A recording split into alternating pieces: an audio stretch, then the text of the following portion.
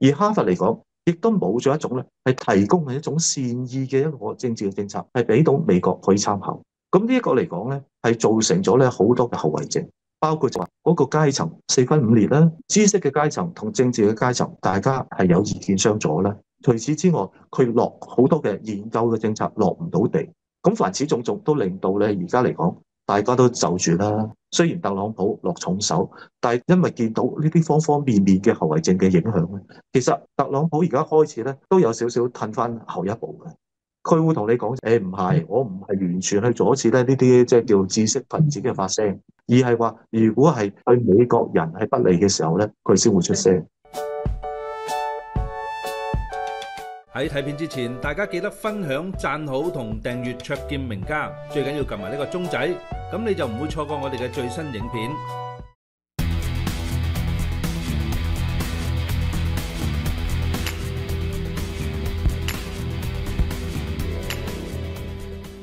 其實咧，特朗普咧，佢嗰個權力似乎就好似咧朝住一個至高無上嘅一個權威咁去發展，而呢樣嘢咧，事實上有同美國嘅嗰個政治傳統咧係有啲相違嘅。美國講到尾就係一個憲法，呢個憲法係建基喺一個聯邦嘅體制底下，係通過聯邦嘅州份，你有成50個嘅州份，大家去支持有一個嘅叫聯邦嘅法制走出嚟。而美國總統都應為人民服務啊嘛，係嘛？我哋成日都講嘅 for the people 係嘛，by the people of the people。嗱，呢啲係基本原則嚟噶嘛。你而家你點樣係 by the people 啫？乜都係你講晒啦。of the people 你代表到幾多嘅美國國民呢？嗱，凡此種種都俾美國人咧會覺得就話特朗普所走嘅政策咧係越走越遠。大家去睇下特朗普最近俾美國啲國民批評得係最犀利係咩嘢？樣樣嘢你一意孤行啫嘛，你同個國王冇分別啊！所以而家咧，你睇下各大城市都喺度舉行緊啊，沒有國王嘅運動，係咪先？而事實上，你去追源溯始咧，最初嘅時候發酵呢啲嘢都係由知識分子去反省嘅。換言之就話喺哈佛大學裏面，最初有一班人。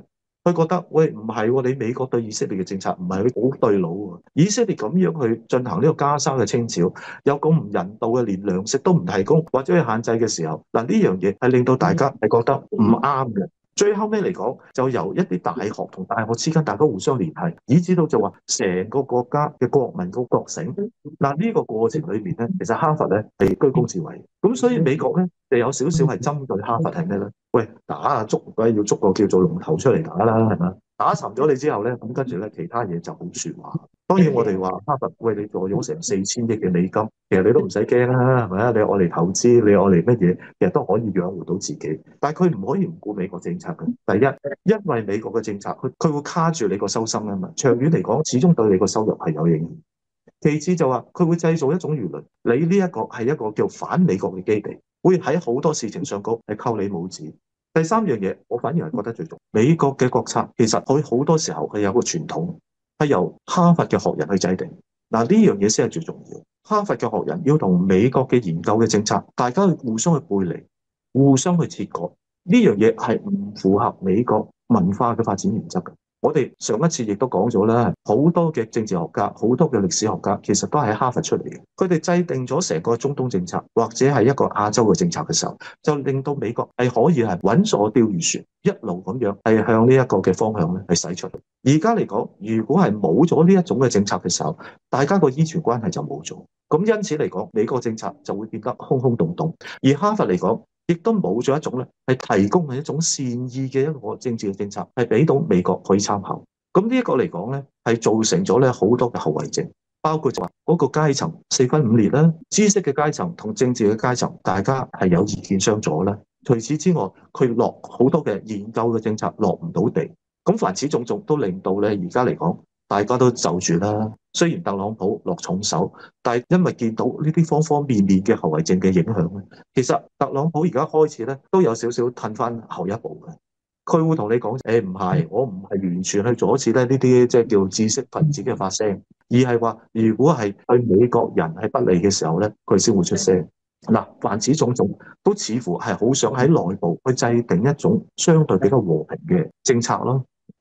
大家要記住呢一個咧咩沒有國王嘅運動，唔係而家咁爆出嚟嘅，係一路一路雪上加霜咁積出嚟嘅。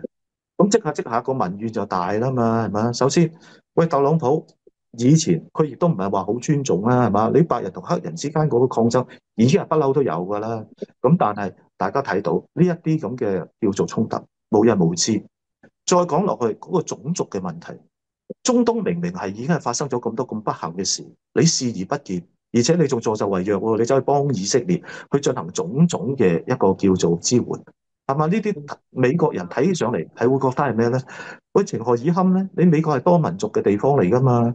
如果我作為一個叫做咩咧，巴勒斯坦人，我住喺美國，我長期嘅為美國社會去貢獻，我見到我自己嘅原先嘅國家係嘛，原居地係咁樣嘅時候，慘不忍睹啦。出嚟講兩句，喂，其實都好正常啊，係咪？但係點解卻係變咗好似一個政治犯咁樣？嗱，你喺鏡頭面前睇到嘅好多講兩句係嘛，稍為和平遊行嘅，又俾橡膠子彈射，跟住又拉又鎖，為乜啫？如果你話你美國係一個民主國家，根本唔需要用呢種手段啊嘛。之所以就話咧，當大家會睇得到反抗嘅一啲嘅地方，如果個州份佢係有一個比較大嘅話語權嘅時候咧，嗱就會有好多其他嘅州份去附和。但係呢個係一個好自然嘅趨勢嚟。我哋睇嗰個發酵嘅地方，例如最近喺加州，大家都睇到。係嘛？加州嘅州長之所以嘅唔開心或者憤怒，係因為你特朗普你都冇通過咩啊？冇通過同呢個加州個州長大家有商有量，你馬上你又派國民警衛隊啦、海軍陸戰隊啦，如臨大敵，跟住又國家進入好似緊急狀態咁啊！其實凡此種種你都睇到啊，係用一種好粗暴嘅方法去干涉咩咧？你州政府啊嘛。好啦，於是乎原先唔應該對立嘅問題，而家對立咗，一個就係聯邦嘅一個嘅政權，係嘛？以美國政府說了算嘅政權。另一個就係地方嘅州份，佢有自己一個嘅州嘅一個法律噶嘛。你講係用州嘅法律行咗先，係嘛？如果唔妥嘅時候，你聯邦嗰個干預你先落嚟啦。點解美國嘅內部而家之所以咁亂？係因為大家都唔知喂，你個民主，你個素質係點樣咧？你到點去界定你個權力咧？呢個總統權力其實唔係淨係美國發生呢個疑問嘅。你睇較早前喺南韓都有啦，但係南韓嘅國民就清醒喎，佢會覺得你點樣大啊？你個總統權力都唔應該大過國會嘅一個議員嘅立法嘅權力啦，係嘛？一嗰啲係為人民嘅公去做嘢㗎嘛。咁所以呢一個咁嘅反省咧，其實應該調翻轉頭俾翻美國諗。會唔會就係早晚特朗普其實都要步呢一個嘅尹錫悅嘅後塵呢？但我都即係好想去睇一睇，究竟美國嘅民主個進程係咪真係可以進步到咁樣？如果係嘅時候，我相信往後咧，特朗普有好多官司一定會纏身。嗱，較早前咧，因為呢個關稅戰咧，咁大家咧其實就攞出自己嘅法寶啦。咁中國當然啦，喺個戰略嘅層級裏面咧，佢會提出一啲嘅呼籲，係令到美國咧知難而退。個協議就話咧，美國嚟講就徵收中國，即係差唔多55%嘅關稅啦。咁跟住咧，中國嚟講咧就叫做一個反制啦。咁啊10%都要多多少少徵收你美國啦。咁大家協議咗咧，就話如果喺咁嘅情況底下咧，中國咧係願意繼續咧去供應呢個稀土。咁當美國聽到啲説話嘅時候，會總係心裏邊開心啦，係咪？因為中國喺成個生產稀土嘅過程同埋加工嘅過程裏邊，佢加埋成8-9成嘅全球一個控制權。如果你話美國你冇咗中國嘅稀土，你點樣可以繼續你龐大嘅一個軍事嘅一個作業咧？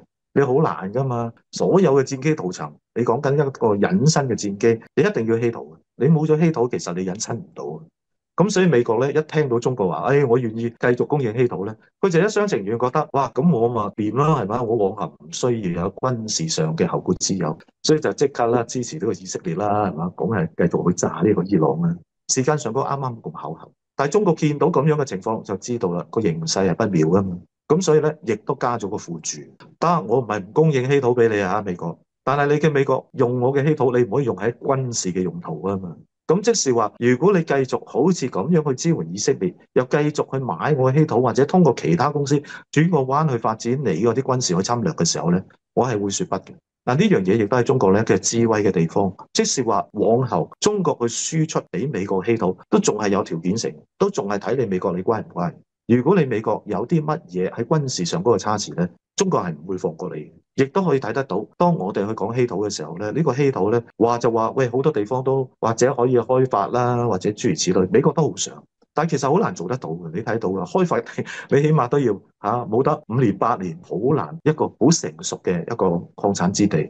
除此之外，你都要睇一睇稀土。其實而家中國係企圖去建立一個有價格、有市價嘅一個國際市場啊嘛。中國如果嚴格嚟講控制啲稀土咧，將會令到中國咧係可以建立到佢自己嘅一個話語權。以後如果咩國家佢有問題嘅時候，都可以係咩咧？中國係緊握住呢個市場，係令到大家都知，無論你入你出，都喺中國嘅眼簾底下去進行。咁呢樣嘢對中國嚟講咧，長線咧係非常之有利。當然我哋知道咧，澳洲或者係其他一啲嘅地方，同美國大家係有傾有講嘅，又有戰略位置嘅地方，其實佢都好想嘅，佢想揾一揾為自己國家究竟有幾多稀土，做得到就做啦。咁但係始終需要時間。有啲嘅地方，譬如好似加拿大咁樣，佢同美國關係麻麻地嘅時候，有時喺呢啲咁嘅敏感性嘅出口咧，佢就唔會經常去符合美國嘅意願。咁當然啦，美國就好精嘅，係唔係落去咧？佢都落去一啲地方，佢係資源同礦產最多嘅地方。當然釋出咗另外一啲方向同埋一啲嘅叫做希望，但係美國似乎冇咁快可以得到呢啲嘢。我哋睇到咧，成個中美嘅談判咧，其實佢有個基調喺度嘅。個基調最緊要就係咩咧？先搞掂咗就係美國，佢而家最擔心問題係錢嘅問題啊嘛。咁因此嚟講，中國喂，講真啦，你美國你提55%嘅時候，中國都係叫做咩咧？即係反關稅嗰度都係講緊10%度，係嘛？咁所以睇到就係中國其實整體嚟講係克制嘅，佢都唔想話全球嗰個供應鏈係因為自己喂拿住咁多資源斷咗㗎嘛。咁對美國嚟講亦都有個好處啊，係咪？因為你成個全球資源，如果你係好好分配嘅時候咧，將會出現一個咧比較利好嘅因素，係嘛？大家經濟可以按翻一個正常軌道去發展啦。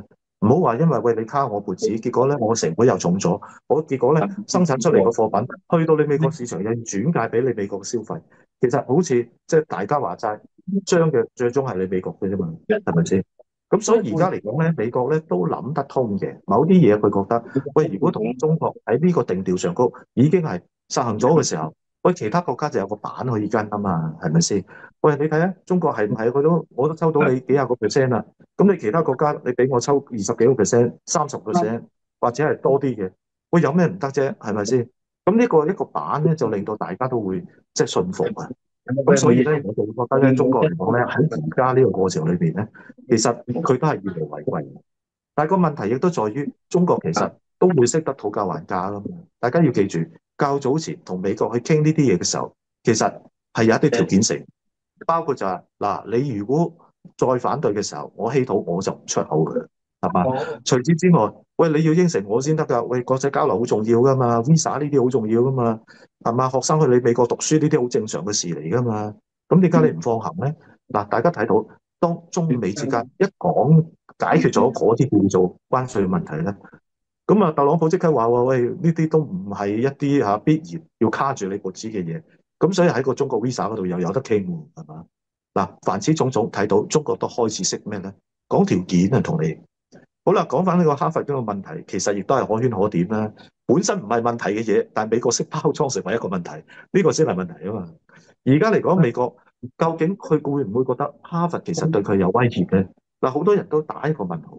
換言之，就係佢呢個唔係淨係一個經濟附帶條件咁簡單，而係話喺一個硬嘅實力裏邊咧，美國政府係企喺度。當然佢用公嘅權力，佢可以係咩咧？我唔俾你津貼啦，係嘛？你哈佛我減少資助你啦，或者係我索性唔發出呢個 visa 啦，係嘛？或者係我懷疑係咩咧？你哈佛咧，你本身就係一個叫做咧係唱衰我嘅基地，係嘛？所以我唔俾你進行呢個遊行啊、示威啊或者種種方面嘅活動。嗱，呢一種嘅叫政策咧，而家咧其實開始嚟講有啲硬嘅。中意名家分析，記得俾 like 同埋分享，支持同訂閱卓見名家，最緊要撳埋呢個鐘仔，咁就唔會錯過我哋嘅新片。